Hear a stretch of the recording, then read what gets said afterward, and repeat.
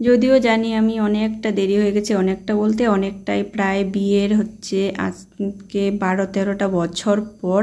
তো আজকে first time গেছি আমরা গুরুদেবের বাড়ি, বলতে প্রথম আজকে দীক্ষা নিতে।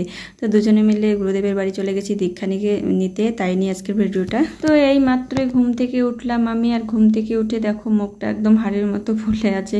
কারণ জানো সবাই ঘুম থেকে উঠে যখন, তখন একটু মুখটা কেমন একটা ভার হয়েই থাকে। আর এদিকে দেখো রণদীপও আমার সাথে সাথে উঠে গেছে। তো উঠেই ও এখানে গাড়ি ছিল গেটের সামনে, তো গাড়ি নিয়ে বসে পড়েছে খেলতে।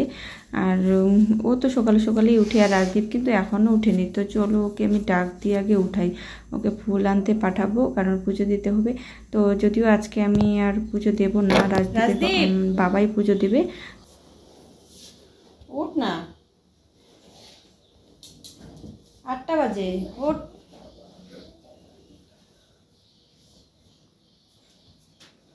উঠো উঠো উঠো রাজদীপ, 8:15 বাজে, তাড়াতাড়ি উঠো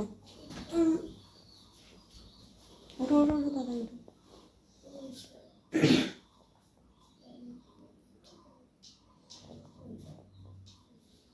সুপ্রভাত বন্ধুরা, কেমন আছো তোমরা সবাই? আশা করি খুব ভালো আছো, আর আমি অনেক ভালো আছি। ববিতা মণ্ডল ব্লগে আরও একটা নতুন ভিডিওতে সবাইকে ওয়েলকাম। অনেক অনেক ভালোবাসা জানিয়ে আজকের ভিডিওটা শুরু করতেছি। তো তোমরা সঙ্গে থাকো, পাশে থেকো, কোথাও যেও না। তো চলো রাজদীপকে উঠিয়ে দিলাম, ফুল আনতে পাঠিয়ে দিলাম। আর এখানে দেখো গামলা নিয়ে যাচ্ছি আমি শাক তুলতে। তো এই প্রথম মানে শাক খাবো আজকে, পাট শাক বাড়িতে লাগানো, এমনি কিনে তো আইনে খাওয়াই হয়ে গেছে। তো চলো, এই মন্দিরে পূজা দেওয়া হয়নি, ওর বাবাও স্নান করতেছে, পুজো দেবে।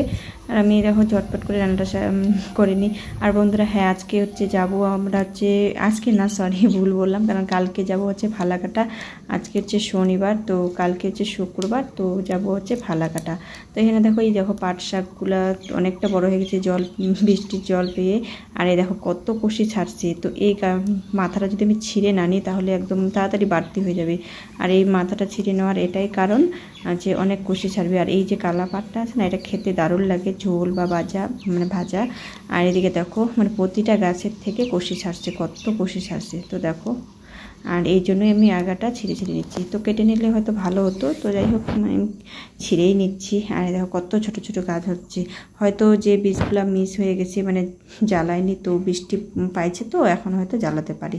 আর এখানে দেখো সাদা পাটও আছে একটা, যেটা ঝোল খায়, এটা হচ্ছে কী পাট জানি না, হচ্ছে মিষ্টি পাট, তেতান, মানে একটা সাদা পাট আছে তেতো, তো সেটা না। আর এই পাটটা তো, এই পাটটাও কিন্তু বেশি, এই কালা পাটটাও কিন্তু বেশি তেতো করে না, আর আমার কাছে তো দারুণ লাগে খেতে। তো চলো, আমার শাক নেওয়া হয়ে গেছে, তো বেশি শাক নাই, অল্প করে নিলাম, ভাজা করব। তো ওই যে বললাম না। আর এই দেখো লঙ্কা।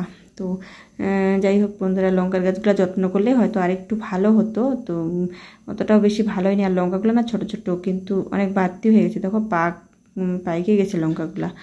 আর খেতে মানে কি বলবো, অনেক ঝাল। তো যাই হোক, এইভাবেই অনেক দিন লঙ্কা খাওয়া হলো।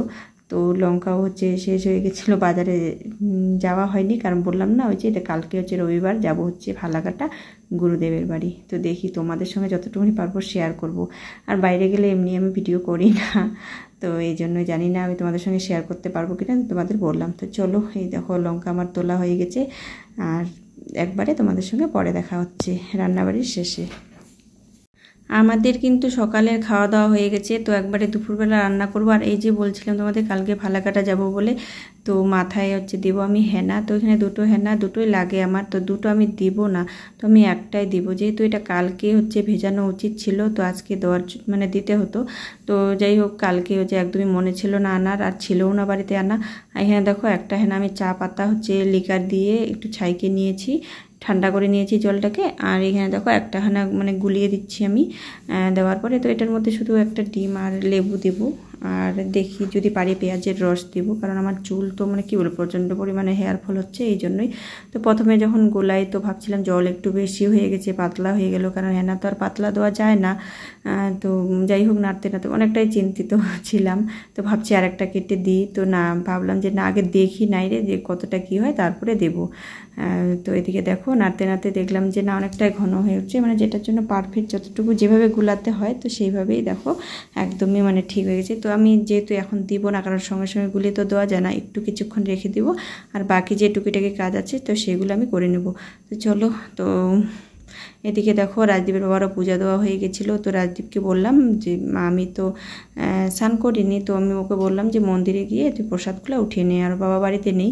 তো এদিকে দেখো ছেলে হচ্ছে প্রসাদ উঠিয়ে নিয়ে আসতেছে, আর রণদীপের টিউশন আছে বলে ওকে নিয়ে একটু বইটা নিয়ে বসছি আমি। তারপরে আবার বললাম না ওই যে মাথায় হেনা দিব, আবার তারপরে রান্না আছে।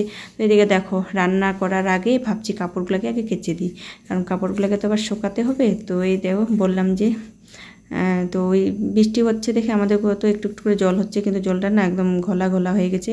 তো ভাবলাম এই দেখো আমার দেওয়ারের বাড়িতেই হচ্ছে, এখানে রণদীপের যেটুকু পড়া বাকি ছিল তো ওটুকু ওর কমপ্লিট হয়ে গেছে। আর এখন আমি এই দেখো কাপড়গুলো ধুয়ে দিচ্ছি। কাপড়গুলো ধোয়ার পরে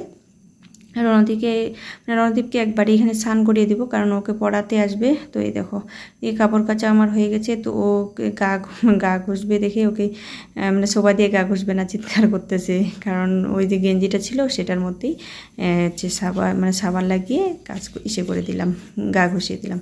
তো বন্ধুরা দেখো এখানে আমার হচ্ছে মেহেন্দি দেওয়া হয়ে গেছে মাথায়। তো আমি এবার রান্নাবাড়ি করতে আসছি, কারণ এই মাথায় দিয়ে স্নান করা তো যাবে না, কিছুক্ষণ রেখে দিতে হবে। আর যেহেতু আমি আজকে ভিজেছি, তো এদিকে তো রান্নাও কিন্তু আমার কমপ্লিট। এখানে হচ্ছে নিরামিষ পটলের তরকারি, আলু আর পটলের ঝোল করছি, আর হচ্ছে শাক ভাজা, আর এটা হচ্ছে ডাল। তো ডাল বলতে বললাম না আজকে হচ্ছে শনিবার, নিরামিষ খাই।